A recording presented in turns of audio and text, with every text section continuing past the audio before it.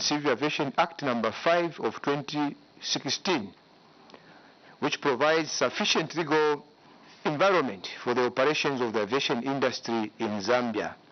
Other pieces of legislative framework include the following: the Carriage by Air Act of 1972, the Chicago Convention Act 1944, and the Tokyo Convention Act of 1971, which the Zambian government has domesticated as international conventions on aviation. Major components of the regulatory frameworks focus on the following: control, regulations, and orderly development of the civil aviation in Zambia, granting of permits for air services, compliance with Annex 19 of the Chicago Convention, establishment of an independent aircraft accident resolution board in compliance with Annex 13 of the Chicago Convention, security for civil aviation and national aviation security program, air services, airport services and air navigation services, transportation of dangerous goods by air in compliance with Annex 18 to the Chicago Convention, safe, secure, efficient use of civil aviation, and others. The Zambia Civil Aviation Authority has registration on air services licensing and international air services that provides for the establishment of councils that are responsible for the licensing, regulation, control of domestic and international air services. Chairperson and members of the committee, in terms of benefits, opportunities of the national airline in Zambia, a national airline is an air transportation that is registered locally for a given state or government and receives preferential treatment from that government for local and international operations. Accordingly, an airline could be state or private owned or indeed jointly owned. Just like in our case, the new Zambia Airways is jointly owned by the Zambian government and the Ethiopian Airlines. Having a national airline entails the following: a boost in tourism, 1, 2, exportation of non-traditional goods, 3, establishment of new airline will create employment opportunities for the citizens, 4, the Zambia Airways will contribute towards tax and non-tax revenue of the country. 5, foreign exchange earnings. The airline will contribute to the national gross domestic product. And 6, it will work in facilitation of economic activity. The airline has increased economic activity and growth through human resource development, trade, employment, and technological transfer. Chairperson, in terms of short-term and long-term mechanisms put in place to ensure profitability of the Zambia Airways, we wish to submit as follows. In Africa and Zambia in particular, all domestic and some regional movements are mainly by road. This is due to low incomes among the populace. This has disadvantaged domestic airlines, as most international travelers prefer larger and more established airlines. Therefore, to integrity, Zambia Airways must adopt the following measures. 1, provide lower rates during specific periods. Many domestic travelers prefer to use road as it is cheaper than many other forms of transport. Zambia Airways must use this loophole to attract locals to travel by air, especially during peak holiday periods. 2, invest in cost-efficient aircrafts so as to curb the effects of high prices of jet fuel. High prices of jet fuel have posed a huge threat to many African airlines. This has led to the downfall of many airlines on the continent. To curb this risk, Zambia Airways must, in the long run, invest in cost-efficient aircrafts and use less fuel, or rather lease aircrafts that are fuel efficient. 3. Invest in tourism marketing and routes. 4. Invest in cargo haulage to support exports. In terms of challenges faced by Zambia Airways in its operations, generally, national airlines are prone to operational risks. This is because they face many challenges, as well as competition from the private sector. There are challenges Zambia Airways may currently be facing or may face in future, which include, among others, 1. High operational costs, such as fuel costs. 2. The over-reliance on short or domestic routes is a challenge, as these yield very little profits. 3. Some of the regulatory framework requires updating, as it is old and may not facilitate the development of the airline industry. 4. Government interference has been known to negatively affect the operation of national airlines on the continent. National airlines are required to operate as businesses and therefore must have independent professional management and boards. 5. Poor or lack of maintenance of landing airfields. This has attributed to the degradation of the existing airfields in Zambia. Government needs to invest in supportive infrastructure in the civil aviation industry. 6. High taxes and statutory fees the institution pays to stay afloat. In terms of recommendations on how to enhance the management and operation of Zambia Airways, Chairperson, air transport plays a vital role in the economic growth of any country. From the Zambian landscape, it is clear that high operational costs, particularly fuel costs, emergence of low-cost carriers, and an increase in more efficient foreign airlines and profitable routes, low passenger numbers are likely to affect performance of Zambia Airways. Therefore, the following can be done to enhance the growth of Zambia National Airline. And these are: develop better strategies such as purchasing fuel-efficient aircraft to mitigate the impact associated with high jet fuel costs. 2. Zambia needs to invest in tourism infrastructure, facilities, services, and effective domestic and international marketing to enhance the number of domestic and international visitors, which are low as compared to other countries in the region. 3. Government must support professional and independent management of Zambia Airways in order to allow the institution to operate based on business principles. 4. Government must formulate appropriate policy and legal framework that support the growth of the domestic aviation industry, including provision of incentives that enhance competition with foreign registered airlines. I submit, Chairperson. Thank you so much, witness. Thank you so much. I'm going to invite members of the committee for any clarifications, any follow-up questions, with a witness.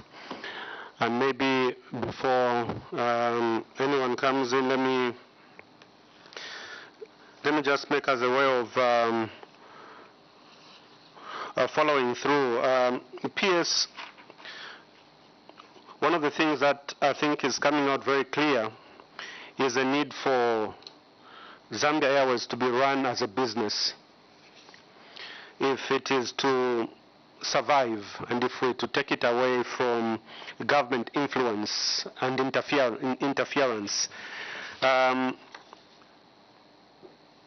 however, note that there's a call for, on page 3, 4.0, benefits/opportunities of a national airline in Zambia. A national airline is an air transportation that is registered locally for a given state or government and receives preferential treatment from that government for local and international operations is a witness recommending that Zambia Airways should be given preferential treatment even when it is operating as a private business, as is, and not as an act of parliament. My next question would be, as a minister responsible for infrastructure development, on a scale of 1 to 10, how would you rate the readiness of our infrastructure profile as a country in contributing to actualizing Zambia as an aviation hub? Thank you. Honorable Mpankata, we'll take 3 questions and the PS could respond to those. Thank you, Chair. Sorry for coming late. PS. Okay, my name is Manuel Msonda, MP for Luposochi constituency, Northern Province. PS, on your long-term and short-term mechanisms to be put in place to ensure profitability of Zambia Airways is that on Roman numeral 2, is that Zambia Airways should invest in, this is on page 4, should invest in cost-efficient aircrafts to curb the effects of high prices of jet fuel. And on the last page, on your recommendations on how to enhance management of operations of Zambia Airways, you've also stated again that purchase of fuel-efficient aircrafts need to be put in place to mitigate the impact associated with high jet fuel costs. Do you see Zambia Airways surviving with the ever monthly increase of jet fuel in Zambia? Thank you.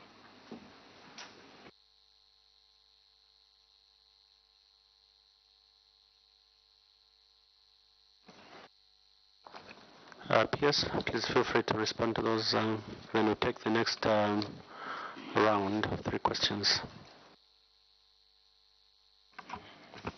Thank you very much, Chairperson, and thank you very much, honorable members of the committee, for the questions. In terms of the need for the airline to run as a business, I think it's very important that this entity, when it is put in place and is being run, it must be run as a business. We have got experiences where we are coming from. The Zambia Airways, which was there, which went into liquidation in 1994. Some, if not most of the reasons that led to the situation of the airline getting into liquidation was the fact that the entity was not being run as a business. So for us to have this airline succeed, it must be 100% run as a business.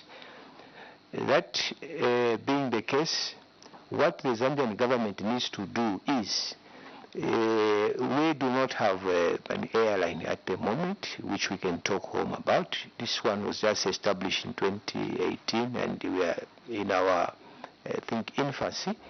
I think there is need, if this airline has to succeed, I think there is need for government to put in place an environment, a conducive environment where the government must provide some preferential aspects, not necessarily those that are going to act against the economic development of the country, but preferential aspects that are going to make this airline grow, but not to the effect that they affect probably the tax incentives that the government is supposed to obtain from such ventures. So these incentives are there to help, or would like these incentives to be there to help this airline to grow. But of course, as the airline, as the entity grows, I think there should be a gradual weaning of the preferential aspects that the government is supposed to provide. Then in terms of rating our infrastructure facilities that we have, for Zambia to operate as a hub of the region, I think we've done very well in the past few years. We've just upgraded our international airport, which the former Lusaka International Airport, now the Kenneth Kaunda International Airport. It has been upgraded to international standards. We have the newly constructed Simon Masaka Pwepwe International Airport, constructed in Ndola. I think that is not enough. We still need to look at other regions in the provinces. But in terms of, if I were to rate where we are now, I think between 1 and 10 out of 10, we could be talking about we are somewhere around 6 out of 10. We still need a lot more to do, but with what we have, I think it's a very good starting point that we can become a hub of the region. And the fact that we are centrally located, South Africa is a hub of the region, but it's quite at the very end of Africa.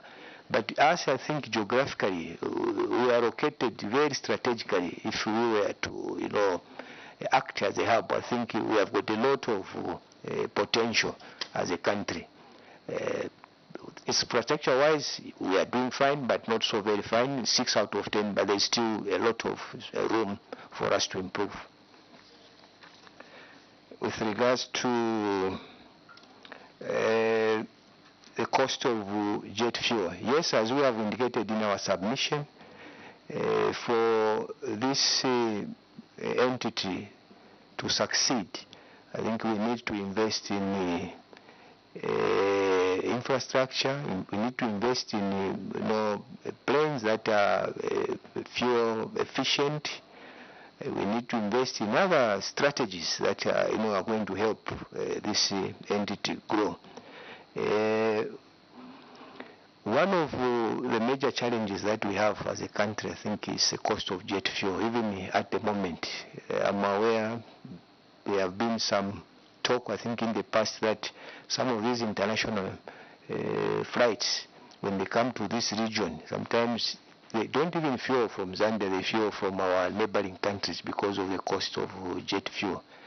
I think the issue of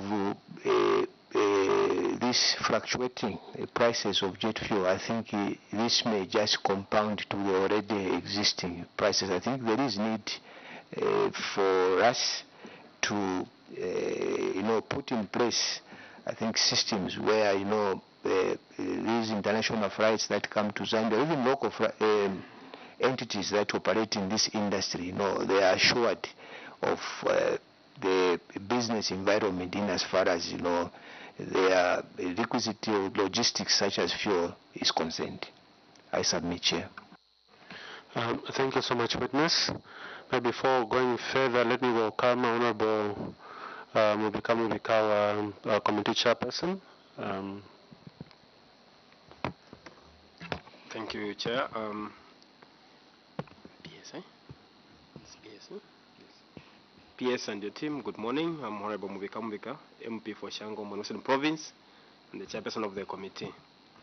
Let me also take this opportunity to welcome the former Vice Chair from the US. You're welcome, Honorable Tasila Longo.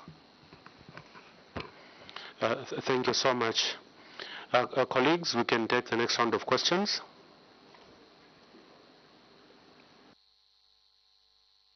Honorable Lungo. Thank you, Chairperson. PS, thank you for your presentation. I just wanted to seek some clarity in terms of the practices. You kind of touched on it a little bit, but didn't come out clearly what practices may have led the former Zambia Airways to go out of business. But you pretty much spoke about the company now having to be run as a business. How was it being run before? I think what practices were those? Have you pinpointed and maybe advise the entity now to maybe stay away from those practices? Thank you. Thank you, Honorable Taulo.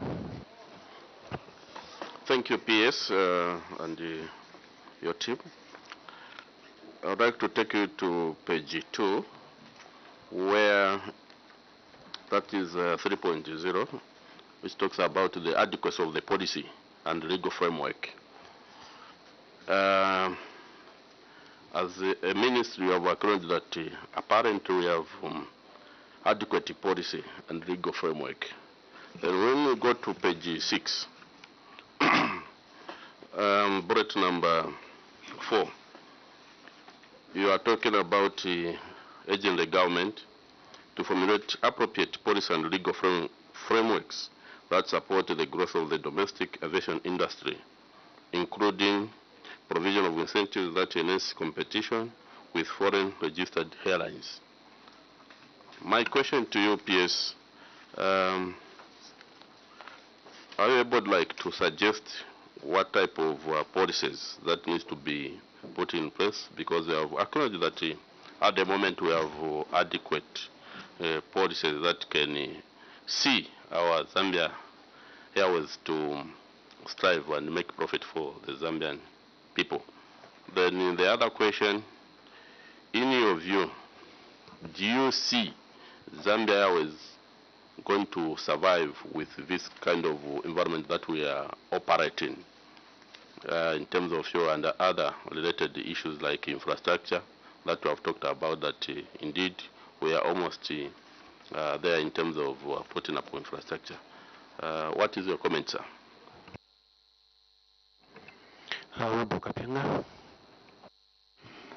Thank you so much, Chair, and good morning, PS. PS, Zambia Airways is a newly established national airline which has found itself in a very competitive environment. What policy does government intend to put in place to ensure that our own national airline is protected against such competition? We have seen in other countries like Tanzania.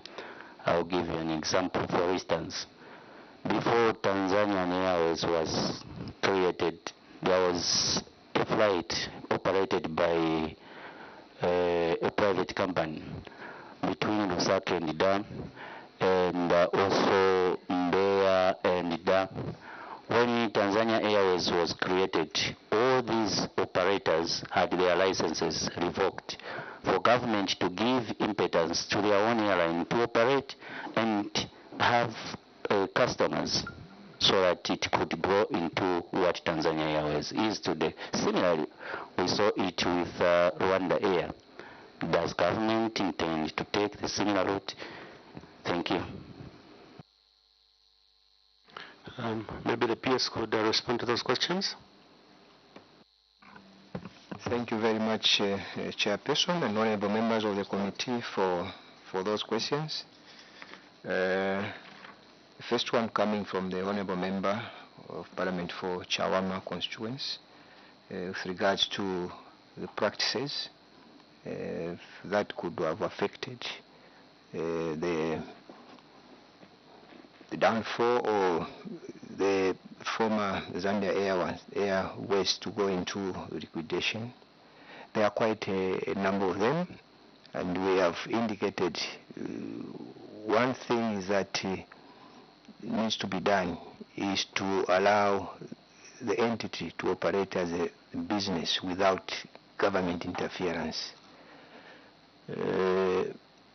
Government is supposed to be away from the management and the board issues of the entity or the airline. One of the other thing that could have led to the airline getting into liquidation, government was using the airline and on government businesses, and payments to the airline were not being done on time. Sometimes they were not even being made to the airline. So those are some of the practices that we are saying when this airline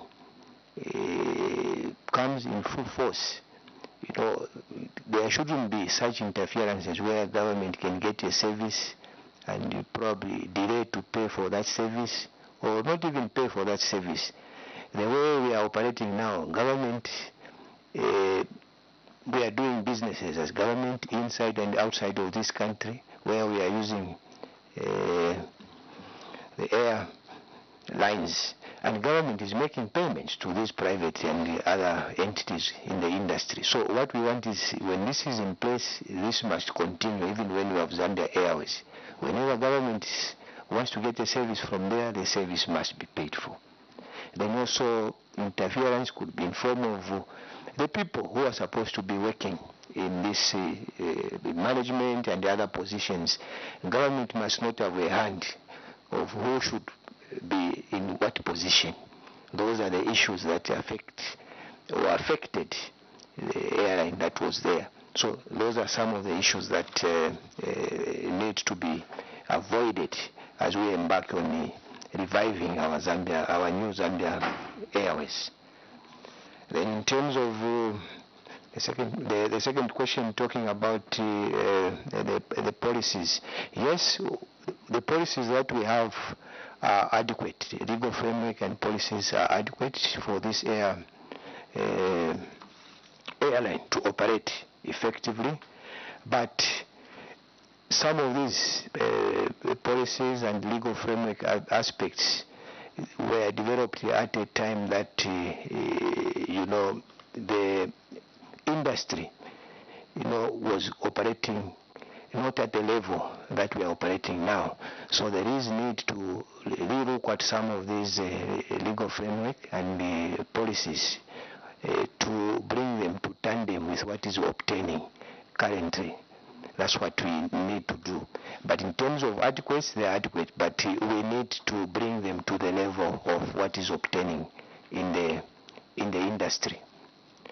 Then in terms of the third question coming from the honorable member there, talking about protecting of this airline, I mentioned, and the honorable chair also did ask a question in terms of preferences, what preferential.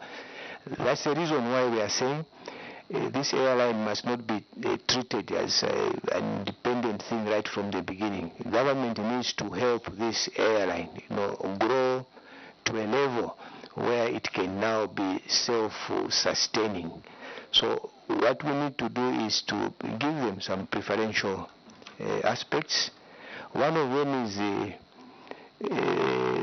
whenever government business is being conducted and government officials are supposed to travel to those areas, if our airline operates in that region or in that area, there must be a deliberate policy that we must be using our airline. Those are some of the aspects that we need to put in place for us to protect and help this airline, from the competition that it is subjected to from the private. So those are some of the things that government need to put in place. I submit, Chair. Thank you so much, witness. Any additional questions from the members? I see none. Thank you, Chair, for the opportunity. Yes, as a ministry, have you took time to read the maintenance contract and lease agreement for the same Zambia Airways and the Ethiopia Airways? Honorable Chairperson, through the Chair, no, we have not had an opportunity to read through that. Thank you, witness. Honorable Samakai. I think it's just right. PS, we have been informed that preferential treatment to an airline belonging to a particular country, in order for it to be provided with an avenue to compete favorably may not be allowed by the international law and the policies that are currently in place. How are we going to protect this airline? I'm actually alluding to the question that was posed by Honorable Kapyanga, that how are you going to protect this airline? And I wish to add that how are you going to protect this airline, considering that the international laws and rules that are currently in place do not allow such preferences?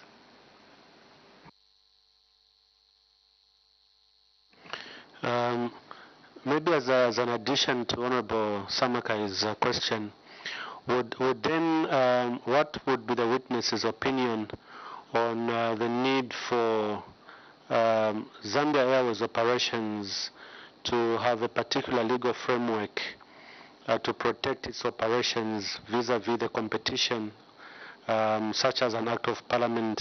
Because if we leave it as it is as a private entity, but we have all these all the preferential treatment area, all the preferential treatments, other players in the industry, of course, would be justified to cry foul. Thank you. Thank you very much, Chair. Indeed, yes, I agree with the Honorable Chair and with you, Chair, on the issues to do with preferential treatment. Yes, there are those areas of preferential treatment that we must do as an national airline, but they must not be in conflict with international based practices.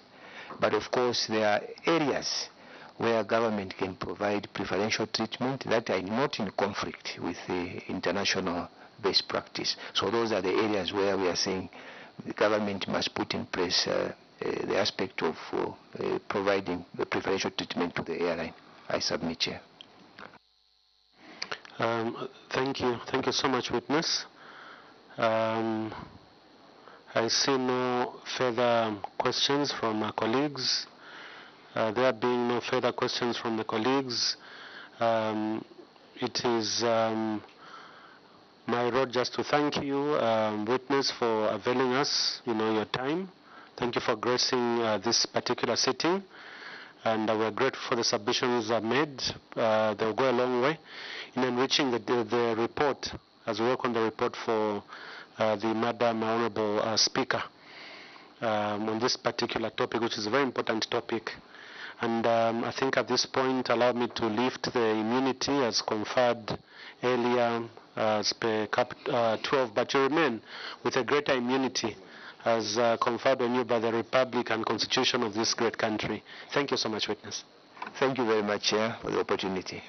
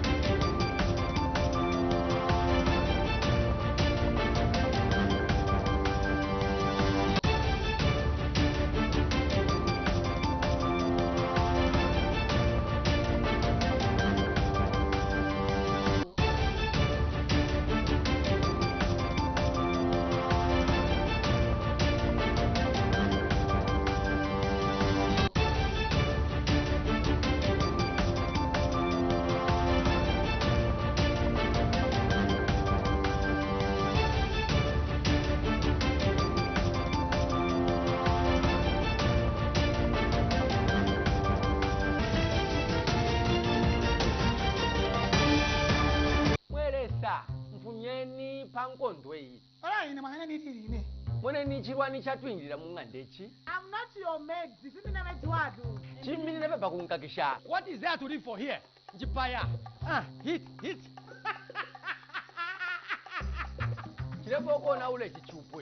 Yay! Japo match. Langu kali angembush.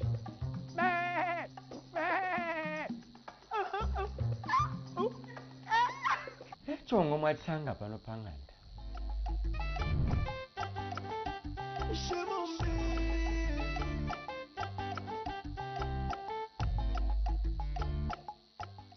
We're up in the ante. It's such a free upgrade. Now 40 on entertainment.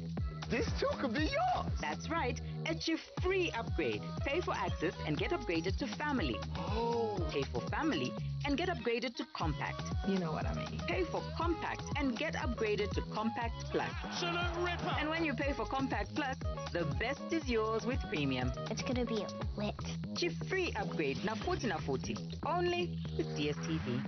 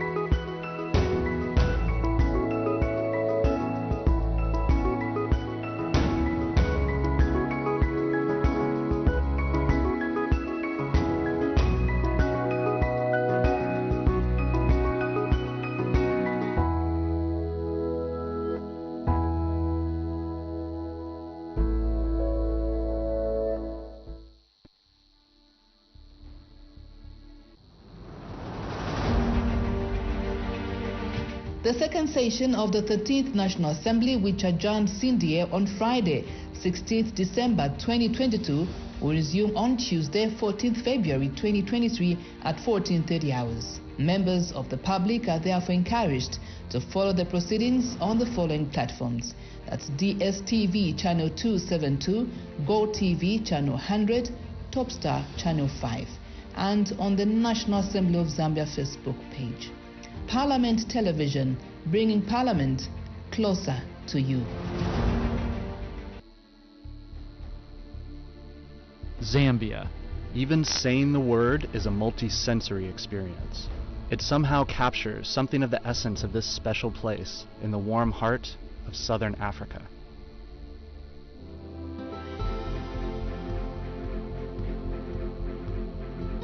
Take in the mighty Zambezi River, the majestic Victoria Falls that form Zambia's natural southern border, and the national parks overflowing with wildlife. Immerse yourself in the fast-growing towns and cities, teeming with history, light, and life. Then visit the vast lakes that seem to touch the stars and engage with the plethora of different ethnic groups, cultures, and languages. Together, they make up the intricately woven fabric of this remarkable country. To visit Zambia is to begin a love affair that will never be exhausted, and unlike any that you have ever experienced before. For all the superlatives that man has used in his attempts to describe Victoria Falls, none are able to do this incredible natural wonder justice. You have to see it for yourself. It is a truly awe-inspiring experience. Livingstone, once Zambia's capital, and the Zambian side of the falls have become a mecca for discerning adventure tourists. Peer into the abyss from Devil's Pool at the edge of the falls. Career down the powerful rapids from Batoka Gorge in a whitewater raft. Bungee jump from the historic Victoria Falls Bridge. Or fly over the falls on a flight of angels. Whatever activity you choose, you'll be left with a renewed appreciation for the sheer might of nature. Kafue National Park is amongst the biggest in Africa and is home to more than 130 species of mammal and more than 400 bird species. Enjoy the wildlife from a different perspective on a boat cruise or a canoeing or walking safari. For sheer density of game, South Luangwa National Park is second to none. It certainly lives up to its nickname as the Valley of the Leopard. The stunning Liuwa Plains play host to the world's second largest wildebeest migration and boast some of the most striking vistas you will see anywhere in Africa. At Kasanka National Park, you can view the largest mammal migration in the world when each November, literally millions of fruit bats cover the skyline as the sun sets. Zambia's bodies of water are as abundant as its wildlife. Although it is landlocked, this country has more water than any other in Africa. There are the long, meandering rivers, some of which are interspersed by waterfalls that are only narrowly surpassed by Vic Falls.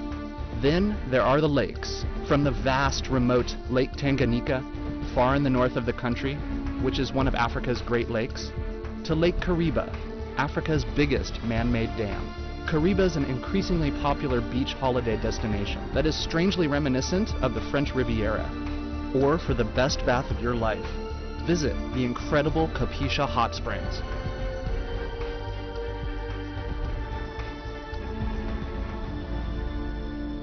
Another unique aspect of this remarkable country are the Zambians themselves. The country is home to 72 different ethnic groups and languages, all of whom have their own diverse cultural traits and traditions. One thing they do have in common: they are all unfailingly warm and welcoming.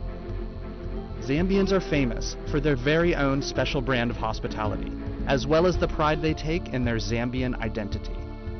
Wherever you go in Zambia, you will meet people who will go out of their way to leave you with a positive impression and make you feel at home.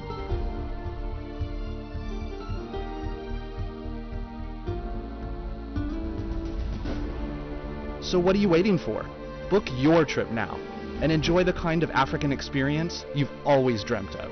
Whatever it is you're looking for, you can always be sure to find it somewhere in Zambia. So let's explore.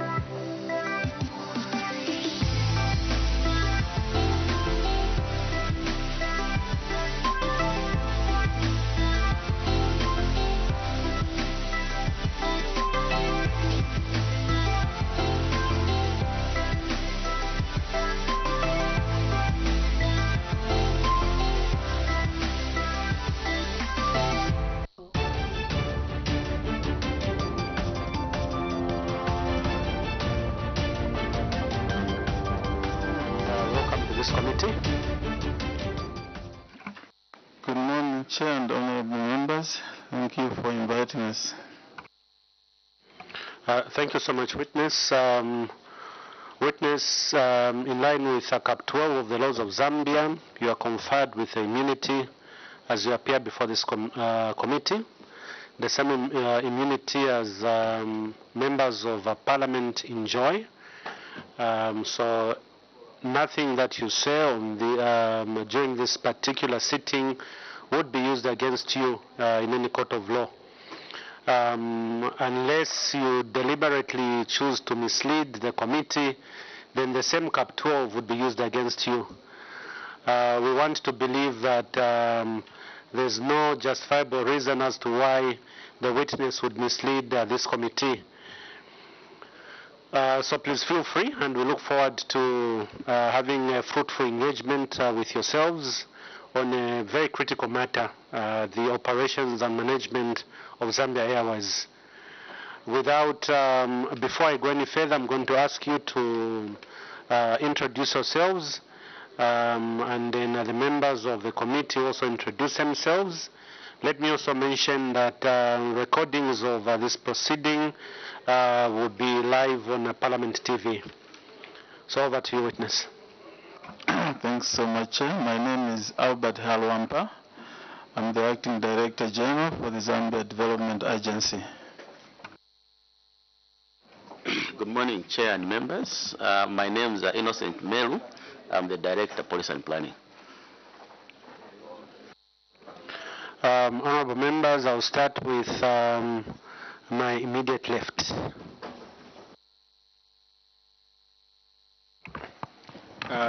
Thank you, Witness. Good morning and welcome. Movika Movika, MP for Shango, Western Province and Chairperson of the committee. Good morning, Witness. I'm Frank Smushi, Member of Parliament for Skongo constituency, the member of this committee. Good morning. I'm Cecilia Lungu, Member of Parliament for Chaona constituency. Samaka Newton, Mununga constituency, and a member of this committee. Thank you, Chair, and good morning, Witness. I'm Honorable Dr. Tauroche, Member of Parliament for Lubanseshi constituency. Thank you, Chair. And morning, Witness. Joseph S. Musanje, Member of Parliament from Mbawala constituency in Choma. Secretariat. Thank you very much, Chair. Good morning, Witness. My name is Darius Kunda, coming from the Office of the Clerk. And my name is Sande Chanda, Member of Parliament, Kanchibia constituency. I'm a member of this committee. I'm a Vice Chairperson of this committee. And I'm doing job on training, sitting next to my chair. So I'm so honored. Witness, over to you. Please make your presentation. Thereafter, members of the committee will engage with a presentation of your memorandum. Over to you. Thank you so much, Chair and honorable members. Just to introduce the Zambia Development Agency, those of you that might not be aware of our mandate. Our mandate is to promote trade and investment and to make sure that there is optimal participation of Zambians in terms of investment. When we talk of investments, we're talking of foreign investors and domestic investors. And as much as possible, we'd like to see joint ventures, partnerships between the two clusters of investors. And then on the trade side, we promote exports of Zambian products to all over the world, SADC, COMESA, the African Continental Free Trade Area, and the rest of the world. And we also make sure that we facilitate, aftercare to make sure that these investors, when they set up, they grow up. So basically, that's our mandate. In terms of our appearance today, we are very pleased to appear before this honorable committee on transport works and supply, on the operations, opportunities and challenges of the Zambia Airways. Just a bit of a background, as we all know, some time back we used to have Zambian Airways, which we were very proud of. Yeah, I remember those days were just toddlers. But we used to admire those who were flying through the national carrier. In 2015, there was an effort by the government through IDC to revive the airline, with the government having a stake of 55% and the Ethiopian Airlines around 45%. And at that point, I think $300 million was allocated to make sure that the airline is resuscitated. As we speak now, we know that the national airline is in place and they're basically operating locally. We know that by now there should have been some efforts to make sure that we even try even neighboring countries. I remember not long ago we were in Angola and we had to travel from Zambia to Addis Ababa and then back into Angola. And the good thing is that the Minister of Transport and Logistics was in there. And after that very gruesome flight, he committed to make sure that we move quickly on how Zambia Airways can actually begin to fly even in the regional markets. I'll quickly move to the adequacy of policies. Of course, we know as a country we aspire to be a middle-income industrialized country by 2030, and we use our national development plans to get to 2030. Of course, we only have 8 years. We have had so far the 7th, the 6th, we revised the 6th, and then the 5th. We're now on the 8th National Development Plan. In terms of policies, the main policy really is the National Transport Policy, of course, which tries to make sure that there is adequate transportation in the country, whether by road, rail, and by air in particular, and also to make sure there is adequate infrastructure to support the airline. And we know that the main objective of this policy is to make sure that aviation subsector develops to facilitate development of reliable and frequent, safe and secure domestic and international flights. So that's very, very important. And of course, we've seen some progress in terms of infrastructure of airlines. We saw Kenneth Kaunda International Airport in operation at the moment. Even the Harimanga Nkumbula, revamped to good standard. We also have the Simon Mansa Kapwepo in Ndola. So I think these 3 airports really there's considerable improvement. Of course, there's more to be done. Of course, when we say improvement, when you just look at our standards as Zambia, but when you begin to go international standards, there is a lot to be done, a lot of work to be done. Yeah, so really our view as ZDA is we think that there should be enough public and private sector participation to grow this sector. I think it's a very, very important sector. Given where we sit as Zambia, surrounded by 8 neighboring countries, those are huge opportunities in the airline industry or subsector to make sure that Zambia's presence is felt in these neighboring countries, whether it's bringing in tourists or taking export products to these neighboring countries, or even going much further, the international routes, making sure that the airline supports the shipping of products like perishable products, the flowers, vegetables. Right now we rely on other airlines, other cargo to transport these very, very important perishable but very lucrative products. So we feel that there is a lot of room to make sure that we develop our airline to the level where we get maximum returns.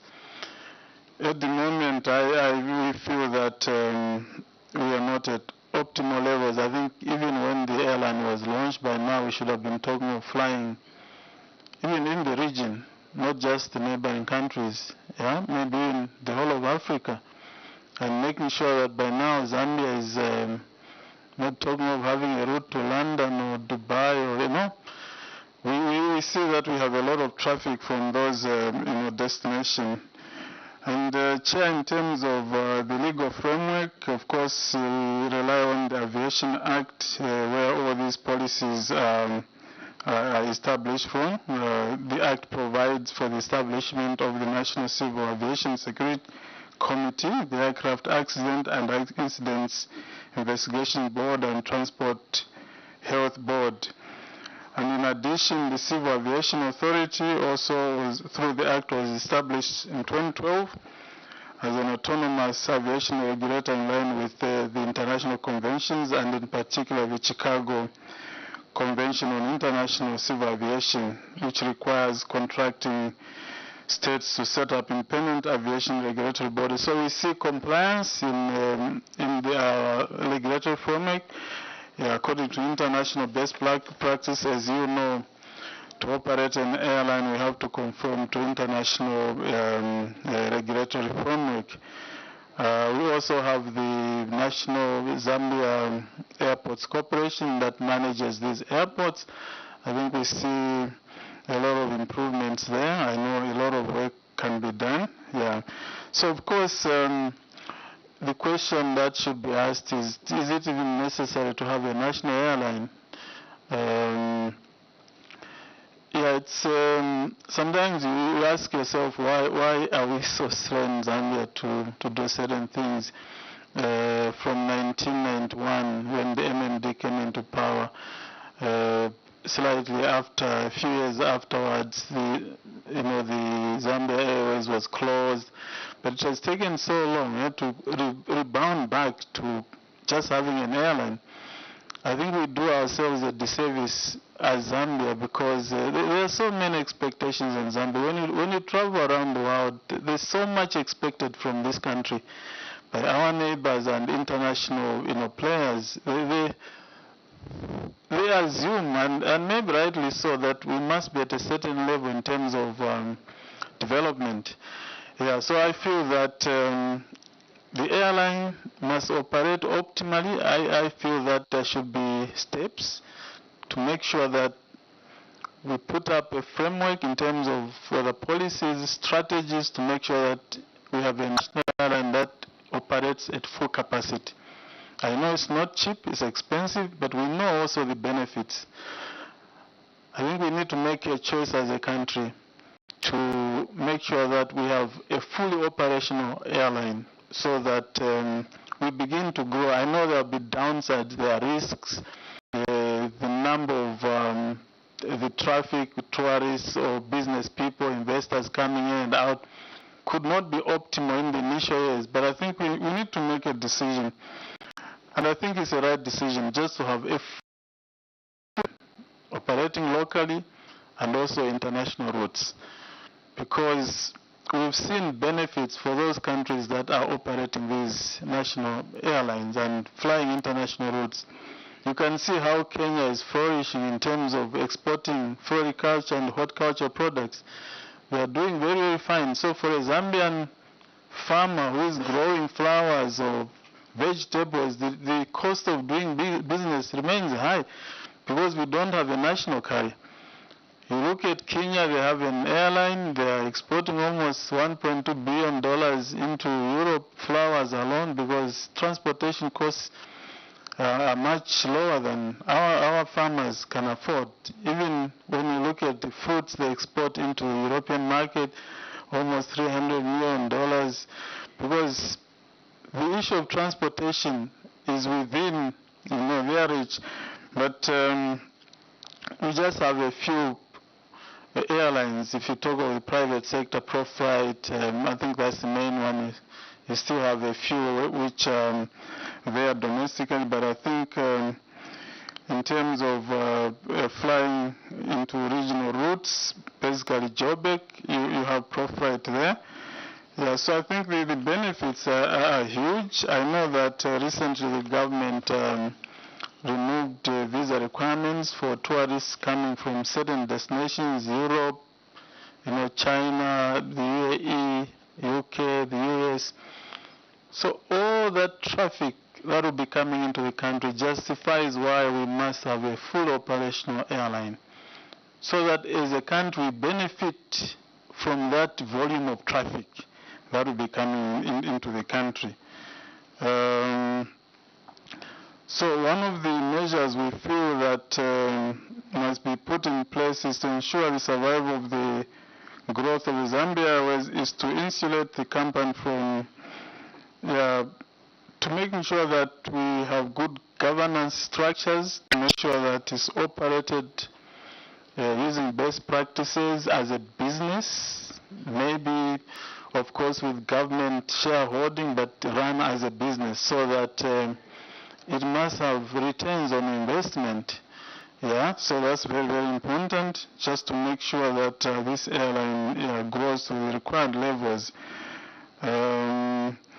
We know that there are plans of transporting close to 1.9 million passengers, but I expect that we could even do more than this, maybe even 5 million passengers going forward, as long as we have an airline that is fully operational. So the question one may ask, how about other airlines that are already coming into Zambia? And I mean, it's a business, it's a competitive environment. So as a country, we must not be scared of competing.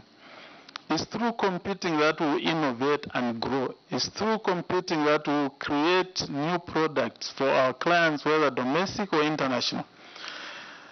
So the question you need to ask is, how come others are flourishing in this transport sector, the airline sector? So we can't do it as a country as well. So I think the earlier we moved in at full throttle, the better for our country. Of course, that's competition. Those are some of the challenges. Competition will always be there. It's very, very important. Of course, we talk of the Sukro signature to Sukro agreement, which allowed for open skies among most African countries. But this is just to make sure that even as we develop these sectors, there's harmony within our regional bilateral and multilateral groupings. It does not stop us from investing in this area. So we also note that the Zambian government indicated that the bulk of Zambia's US $16.5 million investment in the carrier would go to paying the Ethiopian aircraft leases. Of course, in the initial years, you may not see the airline growing to required levels because of such commitments where you are committing to these leases and so on. But therefore, given the aforementioned financial model, the growth of the airline may be slow. Since 4 years now may not have been enough for the airline to be self-sufficient. We also see the challenges that were brought about the COVID. I'm sure we are also alive to the fact that there was almost no, traffic in terms of airlines. So health issues could be a hindrance to the growth of this sector, as witnessed through the COVID pandemic. But we also feel that there's still room to really look at the airports we have. I know we've done some good work so far, but I think we can go much further than that to get close as much as possible to international standards. We did speak of the Amsikro. I know it's competition, open skies, but I think it's an opportunity for also for the Zambia Airways to fly to many other countries. Also, we want just to have a national identity. There's competition all over, and the national airline is one of those areas or products that you can use to promote the country. We also, I didn't mention about where we are seated as Zambia and neighboring countries, so these are huge opportunities for us to be able to transport products, tourists just within these 8 neighboring countries within a short period of time. Therefore, Chair, we recommend that government expedites aviation infrastructure development and maintenance through all the existing airports, which currently present in Zambia, about 7, and also almost 43 airstrips, which could boost tourism significantly. Of course, also the issue of human capital. I think it's a known fact that Zambia used to produce very skilled pilots, so we can invest in ZAST to make sure that we continue on that trajectory and be able to export even those services to other countries. We also strongly feel that government should strengthen administrative and institutional framework that governs the aviation industry by enhancing the role of the Civil Aviation Authority in imaging and maintaining provincial and district aerodromes in collaboration with provincial and district and local government structures. Therefore, Chair, in conclusion, Zambia Airways plays a very important role. We think that it must grow and grow fast. We need to invest as a country. The opportunities are huge in terms of bringing in tourists who will spend more in this country, grow the economy, bring in investors, and also transport our export products into the region and also international markets to create jobs and wealth for Zambian people. Thank you, Chair. I submit. Thank you so much, Witness. Thank you for your elaborate intervention this morning. I'm going to invite members of the committee for any clarifications, any questions. I know Honorable Munsanja will take 3 questions at a go, and please feel free. I notice Honorable Samakai and Honorable Frank Mushi, in that order. Thank you, DG, for a very good paper. I just want to follow up from your preamble, actually. Your preamble was very good. It mentioned about the mandate of ZDA as having the interest of Zambians in trade and investment, optimal participation of Zambians in joint ventures and the like. This partnership agreement on the operation of Zambia Airways, partnership between our government and the Ethiopian Airways, a scrutiny of the agreement found a number of things that do not favor Zambians in that agreement. And I don't know if you have reviewed it as a DA, whether you were availed the chance to review it when it was being couched and being signed in 2014. For example, all the pilots who are operating on that machine, first of all, the machine is insured by Ethiopian Airways, which determines the pilots who are going to operate the machine. So the Zambian pilots are not able to access or to actually get employed to do the job there. Even simple things such as supply of uniforms for the staff on the airline is from Ethiopian Airways and not from the Zambian point of view. The service agreement, in terms of servicing the plane has to go back to Addis for it to be serviced. Here we can't service yet. We are the owners and we've got a 55% stake. We are supposed to be the ones who are making the decisions, but in terms of the way the agreement is couched, definitely it is at the disadvantage of Zambians to a very large extent and in open, actually. What do you have to say to rekindle the situation for the agreement to actually favor Zambians, especially that we have invested a lot. 55% of the money is ours, so it should be favoring Zambians. Thank you, Chair. DG, I think my first question is riding on what Honorable Munsanje has asked. Considering what he has mentioned, and also the fact that most of the managerial jobs at Zambia Airways are in the hands of Ethiopians, and I also know that Zambia has 55% of the shares. we are not sure from your presentation on the other agreements.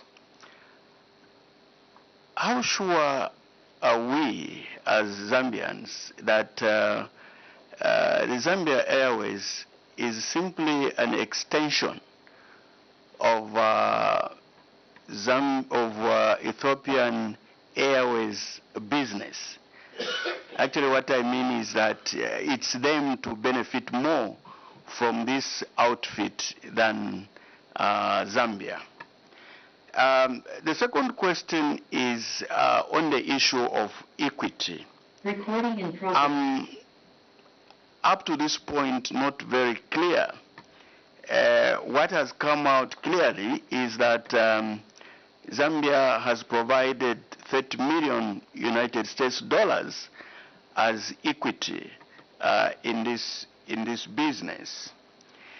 It is not very clear as to the equity of the Ethiopian Airways into this business. If you know, please let us know, and through this interaction, let the Zambian people know as to how much Ethiopian Airways has put on the stake. The other question is, how much is the aircraft that is Ethiopian Airways has brought into this business, or the aircraft that is being leased to Zambia Airways? How much is it in terms of cost? Thank you very much. Thank you, Chair. DG, I think I assume that given the position that you have as ZDA, you must have had a stake in the transactions of Zambia Airways through its formation. And therefore, I think riding on what my colleagues have already mentioned, we have heard from a number of witnesses. Some of them, I think, were very close to the operations of the Zambian Airways. It would appear that Zambia, I think we have quite lost a lot in this marriage with the Ethiopian Airways. So maybe the question I'll ask really, was this agreement really made in the interest of the Zambians, or there were other issues, looking at the fact that most of the benefits, as mentioned, have all gone to Ethiopian Airways? And I think the reason being that, Ethiopian Airways has experience and they want to learn from them and so on. But I think when we look at it really strictly, it leaves us with almost nothing. And if Ethiopian Airways, by the end of the 4 years or 5 years, decided to pull out, I think it will still remain with nothing, no experience, no nothing, because most of the huge positions, I think, are held by Ethiopian Airways. The last one is to do with the lease of the aircraft. Maybe you can give us a clear picture. The question that the issue that is arising in this regard is that the Q400, which is being used, has been leased to Zambian Airways from Ethiopian Airways, and that it's Zambia that is paying. That is one thought that we've been given. Then others are saying it's actually Ethiopian Airways that is paying for that lease. I think a clarity would suffice from you. Maybe you have a clear standpoint in as far as this position is concerned. The witness. Thank you so much, Chair. Thank you, honorable members, for those very important questions and observations. I think to start with, given our position as one party on the other hand and the Ethiopian side on the other, I think you agree with me that the Ethiopian Airlines on the negotiating table was a stronger party and had a comparative advantage given that the industry, the airline industry in Ethiopia is almost like the copper industry here. So it's more like if Zambia went to negotiate on how to teach someone in the copper industry somewhere with someone who is still learning or deciding, I think the Zambian party would be much stronger. And at the end of the day, the agreement by default will be skewed towards the stronger party. And that's what we see in this joint venture between the Ethiopian Airlines and also through the Industrial Development Corporation, which is the investment wing of government. I think in my view it was important that we start the airline, of course, not on a stronger position. It would have been, in my view, a challenge to come up with an agreement where we are the stronger party. I know this is our airline, but I think this is a very expensive industry. The negotiations that took place to make sure that we have an airline to start with, for me that was a good step, to have the airline begin operating. We could not have everything on our side. I know issues of uniforms or servicing the aircraft, given the safety-related considerations in this airline industry, and given that we are dealing with a party who has had massive experience technically and otherwise, I would not have expected an agreement to go otherwise at the initial stages. But I think we needed to begin to operate and begin to learn and refine these agreements, because I know there are flexibilities along the way as we commit to these agreements to keep refining. So in our view as ZDA, it's good that we began.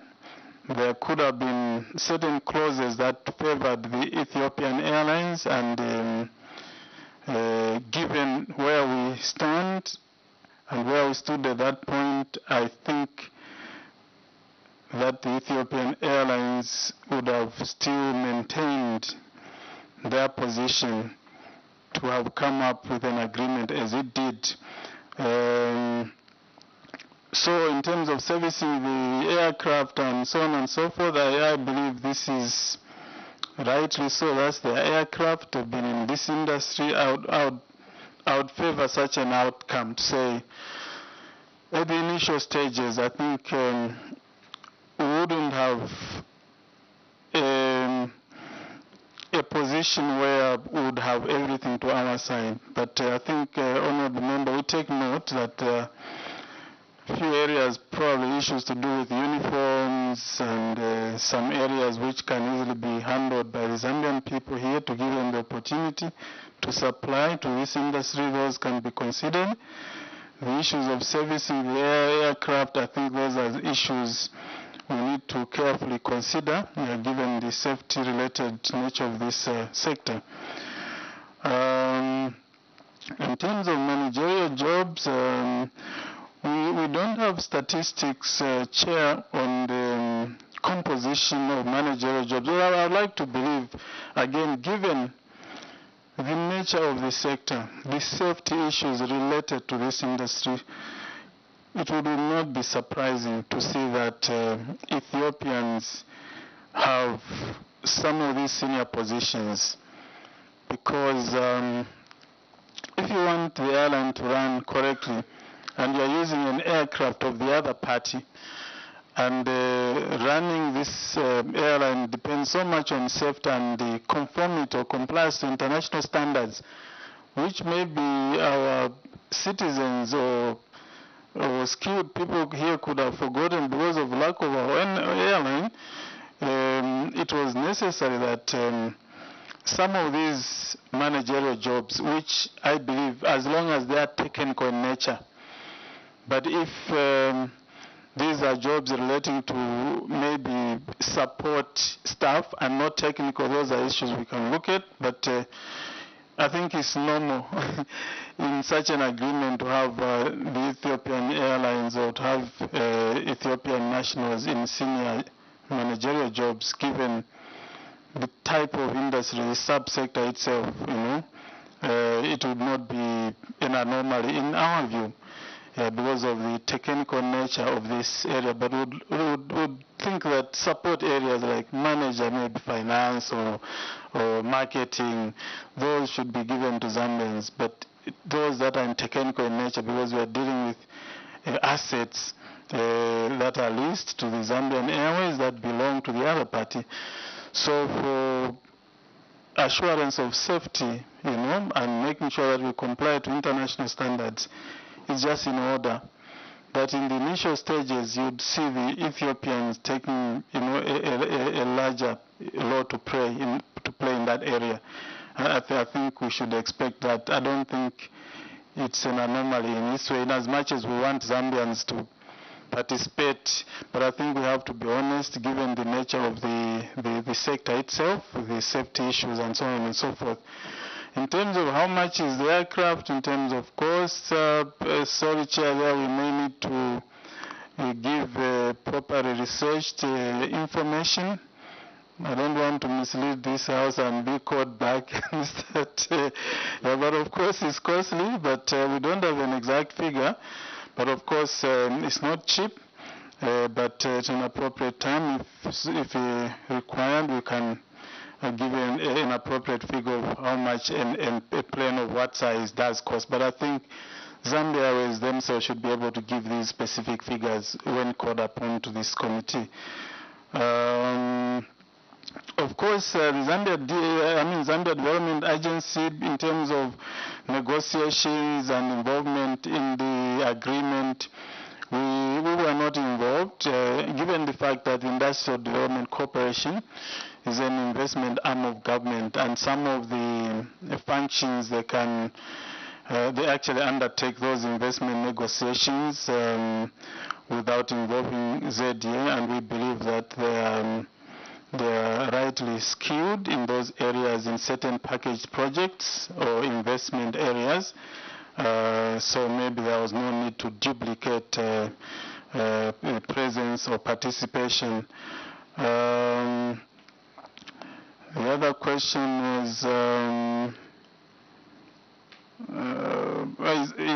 the equity issues. We are not sure about the equity issues on the Ethiopian airlines, but we know for sure in the agreement there could be the element of the aircrafts themselves. Probably the leasing costs could be at levels that do not reflect market value, because the Ethiopian counterparts would have brought that as part of equity, whereas the Zambian government will bring liquidity as equity. And also you look at the technical staff, the pilots and so on and so forth. We believe that this could have been the equity brought about by the Ethiopian counterparts. But Chair,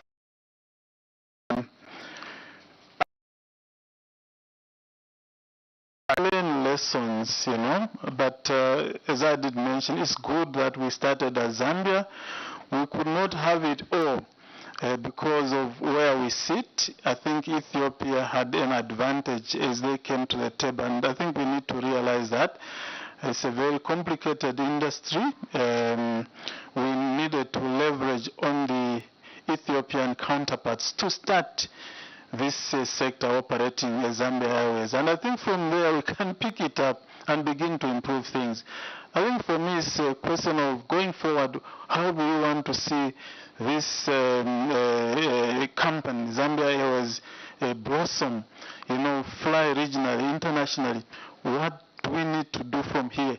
We have a company that has been, established. We know the challenges. How can we, going forward, improve on what has been started? How can we get better?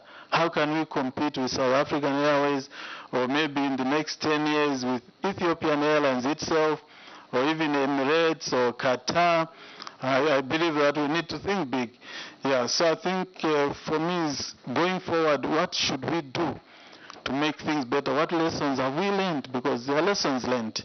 So how can we make things better? I submit, Chair. Witness, thank you so much. Thank you so much. And maybe in winding up, how do you see, or how can Zambia Airways leverage on the institutional memory from the old Zambia Airways, the pilots, engineers, a couple of them scattered across the globe? Just to ride on yours, Chair, is there anything ZDA then can do to support these amendments or revisions to some of these agreements? Thank you so much, Chair and Honorable Member. Yes, issues to do with institutional memory. We're not talking about the diaspora, these pilots who were working for Zambia Airways. I'm not sure in terms of statistics how many are still there, how many are still useful. I'm sure most of them are old men, maybe even thinking of retiring. But this is a cohort we could still use in terms of maybe when it comes to sitting to board of Zambia Airways to bring that institutional memory and required advice to say, okay, this is how it was when we were at our peak. We can learn one or two lessons, but these are decisions to be made by these private citizens wherever they are placed. We also want to thank them for their contribution, but I think there is a diaspora policy. Maybe we can leverage that. ZDA is championing, making sure that all Zambians in diaspora, including in this sector, let's see how we harness them, bring them back home, and see how they contribute. Probably they could even be owning shares in these Zambia Airlines as we bring in more equity from the private citizens. In terms of ZDA Chair, thanks so much, Honorable, for that question. I think we are taking an aggressive approach to promote investors, partnerships, and joint ventures. We take note that in the transport sector, and in particular the airline, we need to include the airline industry as part of what we promote when we go all over the world, to bring in renowned partners and investors to see how they can bring in equity that can leapfrog the operations of Zambia Airways. So we've taken note that this is an area that we need to promote aggressively to make sure that Zambia is at the required levels. We need to be ambitious, we need to dream, and we can do it as a country. Thank you, Chair. Submit. Witness, thank you so much. Thank you for your responses. Thank you for your memoranda. Thank you for your input. Great deliberations.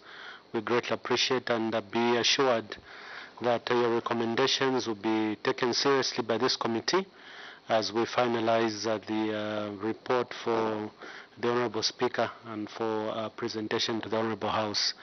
So at this point, ours is to lift that immunity off you and leave you with the immunity you enjoy as the citizens of this great country. Thank you so much, and may God bless you. Thanks so much, Chair. Thanks so much, honorable members. God bless you too. Thanks. Please remember to carry the water. It is yours.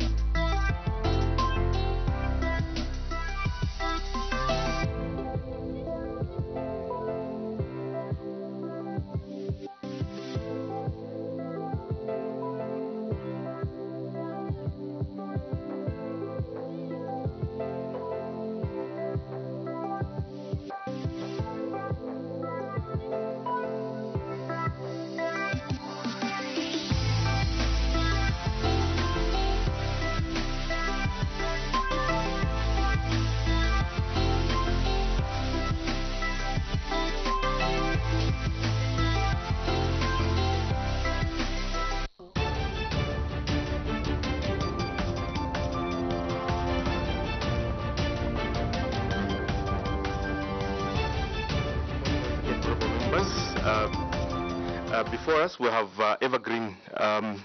They have a presentation, a short presentation. I think it will not last more than 30 minutes. They're trying to present something concerning the road patch. Is it RBP road patch? Or BRP road patch, which they claim has a lifespan of more than 5 years, and in their statement they're saying that is a product that can be used in in patching the roads, especially that in most constituencies members might be using the same product to patch their roads in their constituencies. Evergreen, I think this is a combination of the two committees, the committee on education and the committee on works, transport works and supply. So I don't know whether there will be need for presentation, for introductions, maybe so that you may need to know the members. And quickly, under 20 minutes, I think, because members have other programs to do as well. Maybe we can start with the introductions. After introductions, maybe you can go straight into the presentation. Thank you.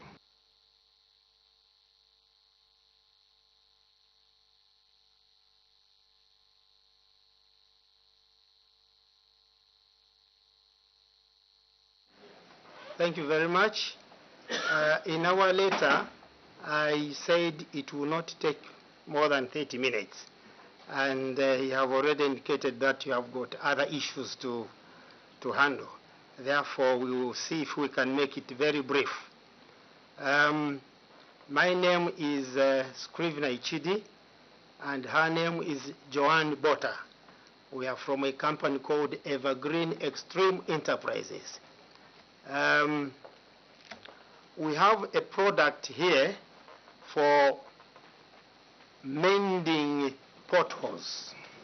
It's not for doing a complete road. When you are doing a complete road, that means now you are putting new tarmac. But this is not to put new tarmac on the road. This is just to mend potholes only. The government, you can pass it round.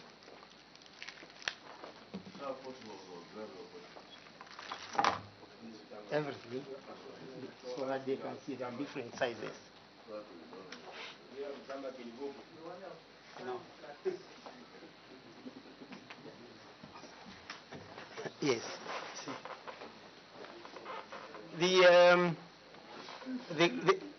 The government through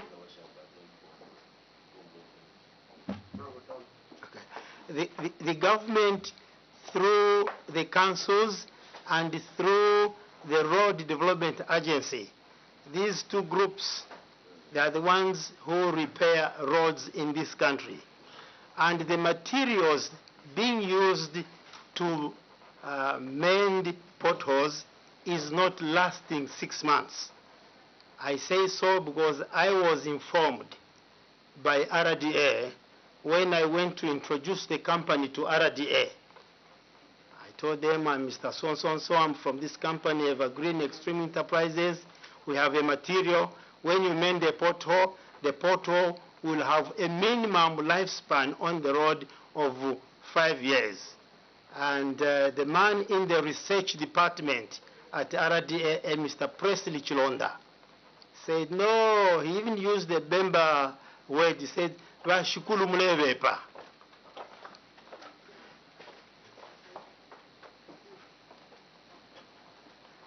He spoke in Bemba, he said, Vashukulu Mulevepa, meaning you are telling us lies, because the government, the materials being used to patch potholes is not lasting 6 months. What sort of special material is this which is lasting a minimum of 5 years? And then he requested me, because he thought I was lying. That was on a Tuesday. I remember very well, it was on a Tuesday. He said, you are not telling us the truth. Where is your company profile? And unfortunately, I didn't carry the company profile. So he challenged me. He said, tomorrow, Wednesday, you must bring the company profile. That's what made me understand that in his heart he thought I was lying. You know, he thought maybe I just wanted some financial help. And he said, tomorrow you must bring the company profile. Yes, the following day, on Wednesday, I took the company profile to him. He looked at it. He says, oh, I believe you have a company. And he picked the land phone to ring the provincial offices in Sheikh Road. You know where Emersdale Police is? There's a road from Emersdale Police to join Lumumba Road. There are offices for RDA there. This is where the provincial engineer is, in charge of Lusaka province. So he rang him and said, today is Wednesday. Today is Wednesday. Tomorrow, Thursday. Recording stopped. Tomorrow, Thursday. One road which is having very bad potholes. Send your men to backfill just one pothole.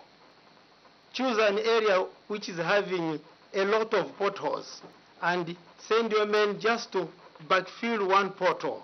Because Friday, we want to present a company which is going to do a demonstration on the new material which they want to introduce into this country. That was Wednesday. Thursday, the Lusaka province chose Twin Palm Road. When you reach Memorial Park entrance, keep going. It's 2 kilometers, you know, from the entrance, the road goes up. Where it goes down, in that depression, there were more than 10 potholes there. So they backfilled one pothole. That was on Thursday. Friday, we went to that place and we found this pothole nicely done. So, and it took us less than 10 minutes to put the material going around on it. We patched it. And that was in 2017. That patch is still there up to today. From 2017 to today is how many years? That's right. Now, because they could not believe that this material can last more than 6 months. So when we had patched the pothole, Mr. Chilonda said, okay, we will observe this patch for 6 months. They simply wanted to compare to the materials being used, which is lasting 6 months. From that time, when we reached December, it clocked in 6 months. And we were taking pictures of that patch every month, sending them to the CEO at RDA. We were sending them. Come December, it clocked in 6 months. It was still there.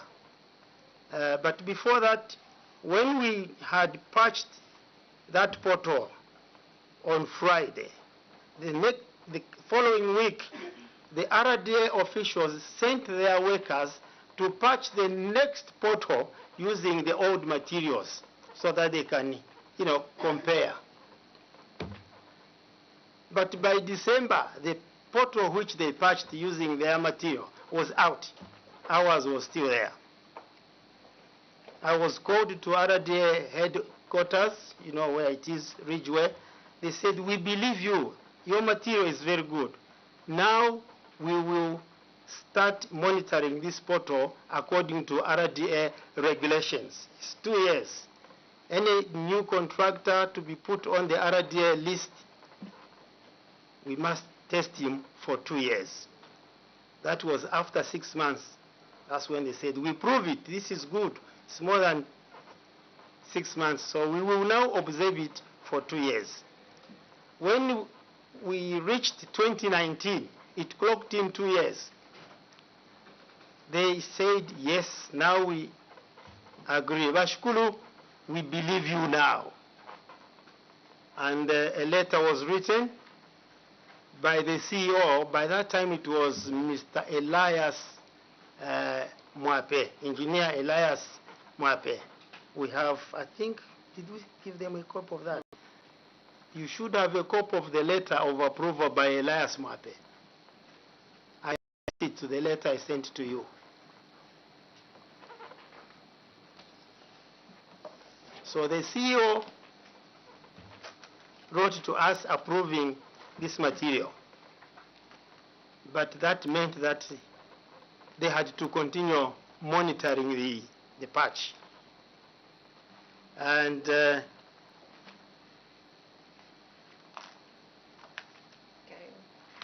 that was in 2019. In 2020, we received another letter again approving of the same material to say now we approve that this material should be put on Zambian roads. After that, I went to RD offices. You people have approved this material, that it is good. You have to buy it and put it on the Zambian roads. The answer was, we have no money, we have no money, we have no money, we have no money. I think up to today, that song is still being sung. We have no money, we have no money. Can I just chip in, Mr. Ichidi? Okay. The reason why the people don't understand the concept of the patch. The patch looks very slim. It's made out of asphalt and bitumen rubber. It's got a seal at the back. So the biggest saving on this product is when your road starts cracking. It makes crocodile cracks and the top, it's just cracking bigger and bigger and it makes a pothole. So before it makes a pothole, you can put this product down so it interlocked into those cracks. And it saves you the capital from backfilling the potholes and then fix the pothole. This is the biggest saving of this product. Okay. The initial cost of this product to start is, at the moment, is $140 per square meter. Now, if you take the conventional patching, it's about $40. Now, when they do the tendering method, they go for the cheapest option, which will be the $40. But they continue using the $40 2 or 3 times a year. So that makes the costing higher than my original patch costing. Thank you. And how did we know that the council is spending $40 per patch? Because they said to us, they said, we are spending $40 and you are telling us $121.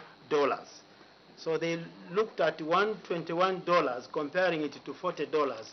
They thought using $40 method is cheaper. But that $40 is $40 spent for 6 months. Another 6 months, $40. That makes it $80 per year. In 5 years, it comes to $400. But again, within that same 5 years period, we are still on $121.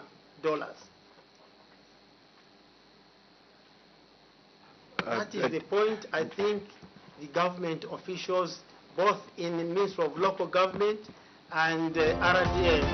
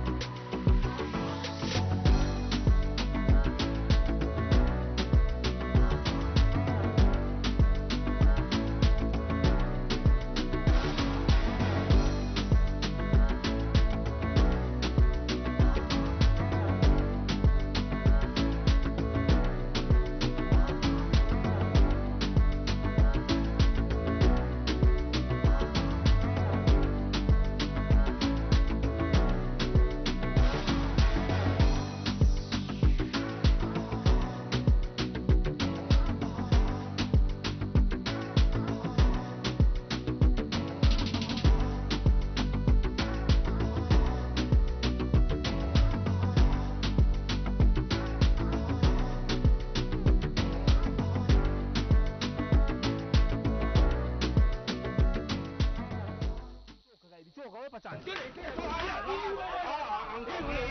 Ndi mwandani? Ati? Wampanga chongo. Ndi mwandani? Ngumadi ngosikopangira chongo, ai? Kinara, we are all going to be massacred here today. It is over. Will you, for heaven's sake, just for once, shut up! May that be the last time that you, Mr. Jonathan Chandabengerwa, scream and pour insults at me. Are we together? I think you're going to join a strike.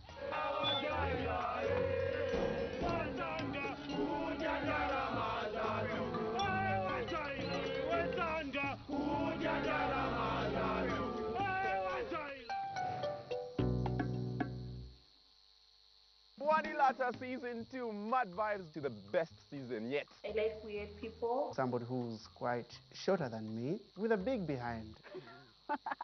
Are you in a relationship now? No. Oh wow, it is what it is.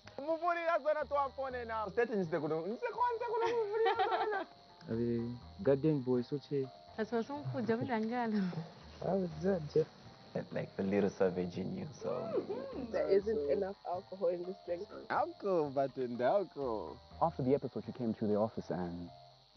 There's a bun in the oven. Huh? Oh. Just ask her the question one later. One later. One later. No. Okay. I need more alcohol in this drink. Like, hello, is nobody listening?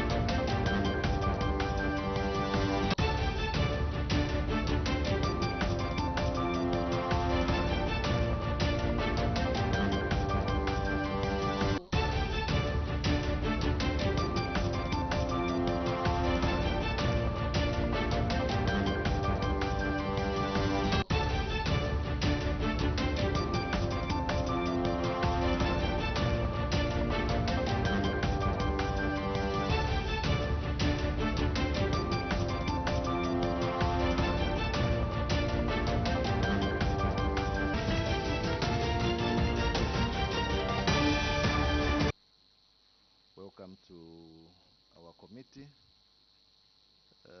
We're not meeting for the first time. So, yeah, at least we've interacted on several forums. And you just come alone. Are the other witnesses joining later, or? Okay. Okay. So, first things first. Introductions. I'm sure you've forgotten our names from the last time that we met. DG, not so. So I'll begin with the honorable member from my immediate left to introduce himself, then we'll later on ask you to introduce yourself. Thank you, Chair. Good morning, our witness. My name is Monty Chinkoli, your Member of Parliament. I believe you are in Kanyama there. Thank you so much.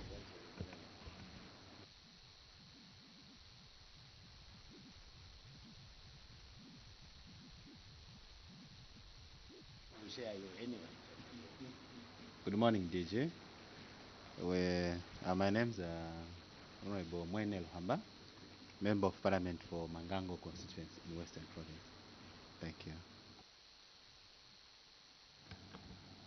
Good morning, DJ. I'm Nakaponda Marjorie, MP for Isoka, and the Vice Chair of this committee. I'm a nurse by profession. Thank you. Good morning, witness. I'm Honorable Chalapo, area member of Parliament for Chipidi constituency, Chipidi district, Papua province. Thank you. Morning, DG. I'm Joseph Esimu Sanje, Member of Parliament from Mbabara constituency in Choma. Most welcome. staff. Good morning. I'm Mwele Media from the Office of the Clerk.